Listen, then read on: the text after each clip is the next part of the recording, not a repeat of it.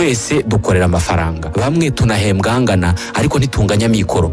Gucunga yo ufite bigoye kurusha kuyakorera. Ibi bisobanurwa n'ingingo ebyiri. Ku ruhande rumwe, amahirwe afite ijambo ryo kuvuga ku musaruro w'ubukungu hatarebwe ku bwenge n'ingufu nyinshi umuntu ashobora gukoresha. Ingingo ya kabiri, kubona ubukire ntabwo bishingiye kuri siyansi ikomeye, ahubwo bitekerezwa ko ari ubumenyi bworoheje, soft skill. Ibi bivuze ko uko witwara bifite agaciro kurusha ubumenyi ufite.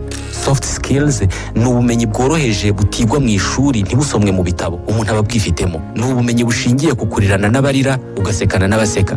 Nubwo mu bukungu bigisha abantu imibare myinshi ngo niyo soko y'ubukire, ariko moteri ituma iyo mibare ikora ishingiye kuri ubu bumenyi bworoheje, aribwo amarangamutima. Mu bukungu batwigisha ko dukwiye guhora tubitsa amafaranga yadutabara turamutse tumaze amezi 6 ntacyo twinjiza, kandi ko dukwiye kubika 10% by'umushahara twinjiza buri kwezi. Imibare gusa.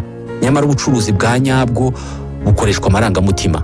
Aya marangamutima niyo atuma abacuruzi bacuruza cyane, ari nayo mpamvu bamamaza. Mu kwamamaza ntabwo batubwira ya mibare bize mu ishuri, ahubwo bakoresha amarangamutima, bakatubwira uburyo igicuruzwa cyaba ari cyiza, bakatubwira uburyo badukunda cyane, ari nayo mpamvu batuzaniye icyo gicuruzwa cyiza. Aha nta mibare irimo.